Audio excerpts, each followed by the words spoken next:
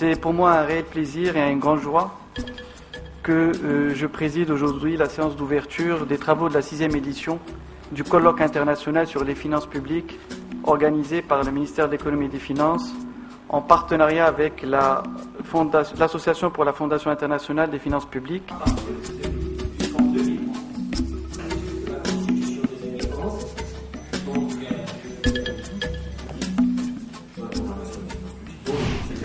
Cette année, nous avons choisi comme thème la transparence des finances publiques. C'est un thème particulièrement important dans la mesure où il nous permet de travailler à la fois l'aspect politique des finances publiques, c'est-à-dire la démocratie et les finances publiques, puisque la transparence est une condition de la vie démocratique et d'un parlement démocratique.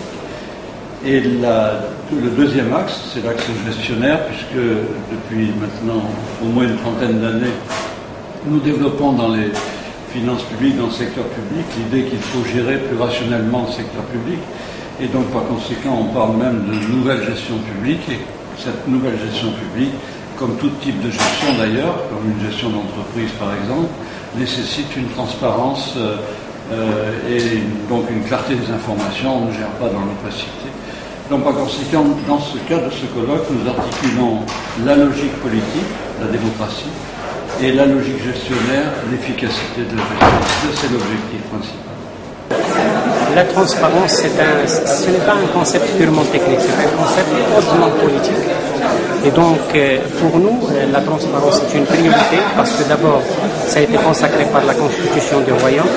Et la transparence, bien au contraire, on peut dire que sur le plan technique, la transparence peut rendre la vie difficile aux décideurs publics lorsqu'ils sont transparents sur leurs décisions, sont transparents sur les données, sont transparents sur leur stratégie. Bien au contraire, la transparence, ça facilite, et notamment en matière financière, ça facilite la décision budgétaire, et notamment dans des termes où nous avons des contraintes budgétaires et où il y a des choix à opérer et des allocations à opérer. Donc, à ce niveau-là, ça permet d'expliquer davantage et ça permet une adhésion plus importante des citoyens et des citoyens à la décision publique en connaissant d'abord la difficulté, mais en connaissant également le potentiel de mobilisation des recettes et l'utilisation qui est faite de ces recettes-là. Donc sur le volet dépenses, ça permet d'expliquer aux citoyens et ça permet d'avoir un effort pédagogique sur l'allocation des ressources et donc avoir plus de consentement à l'impôt et plus de consentement aux recettes. Et par la suite, bien sûr, ça permet également d'avoir une évaluation de l'effort public en matière de dépenses. Ça permet d'avoir le retour, en quelque sorte, le retour et l'évaluation par les citoyens et le suivi de la réalisation des investissements publics et le suivi et l'évaluation des politiques publiques. Le Maroc est amené à se mettre au standard international et c'est pour ça que l'idée est venue d'étudier et de partager avec des experts marocains et français les politiques de l'exécutif et du législatif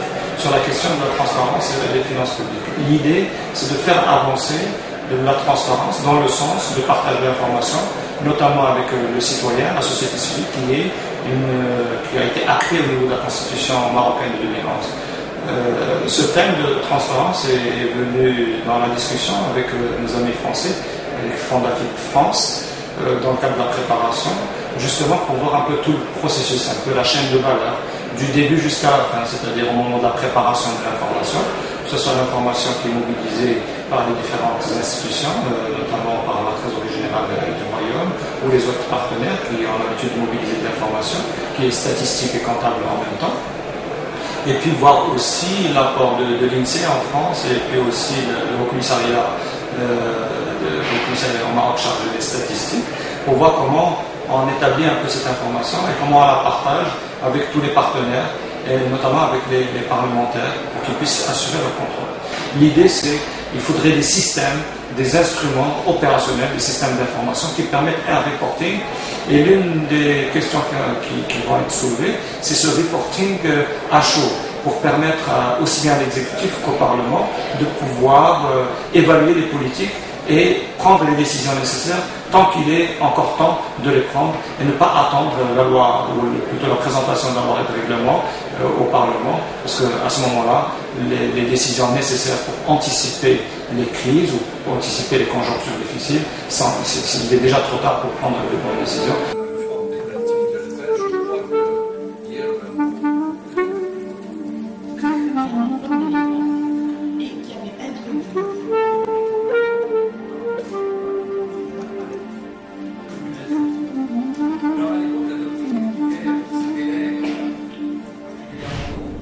pense que dans le domaine des finances publiques, le paramètre politique est très important, mais le paramètre technique aussi.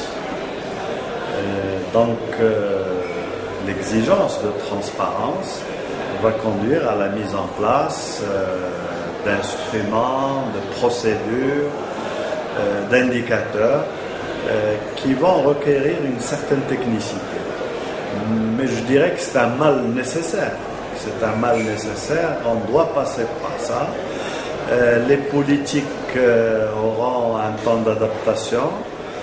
Ils seront aidés dans ces nouvelles missions par des structures techniques d'appui. Au Parlement marocain, nous sommes en train de revoir le règlement intérieur pour donc adapter la Commission des finances à ces nouvelles exigences, à ces impératifs techniques nouveaux. Et parmi les mécanismes que nous prévoyons, c'est la mise en place d'une cellule technique d'appui à la Commission des finances qui va permettre aux politiques de mieux assimiler, disons, ces procédures, ces techniques, ces indicateurs. De toute façon, on assiste, devant la complexité de la matière de la finance publique, à une sophistication des outils. C'est indéniable. Alors, justement, qu'est-ce qui doit primer? Est-ce que c'est l'aspect technique ou l'aspect politique? Il est bien évident que c'est l'aspect politique. Pour moi, qui suis un politique. Mais il va de soi que le choix des normes techniques, quelque part, peut induire, en fait, déjà dans le choix de la norme, un pré-choix politique qui n'est pas sans poser des problèmes, puisque la norme se définit, et je crois que le professeur Bouvier l'a dit au départ, comme une sorte de lien sociétal.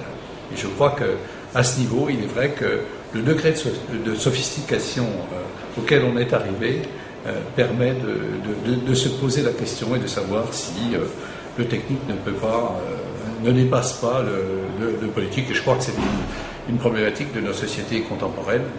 Je pense que la transparence, comme cela a été dit, est inhérente à la démocratie telle que nous la vivons. Et il y a l'exemple auquel je pense immédiatement, c'est cette coupole de verre du Bundestag allemand, qui montre effectivement qu'au-delà de la symbolique, on va faire en sorte que l'information politique soit portée à la connaissance des citoyens et pour que ceux-ci acceptent cette politique, parce que le rapport entre les gouvernants et les gouvernés repose sur l'assentiment. Et donc, faire connaître sa politique, qu'elle soit comprise, finalement, peut aboutir également non seulement à une meilleure information des citoyens, mais à conforter le pouvoir des gouvernants. Donc, le problème, c'est de trouver le point d'équilibre, si je puis dire.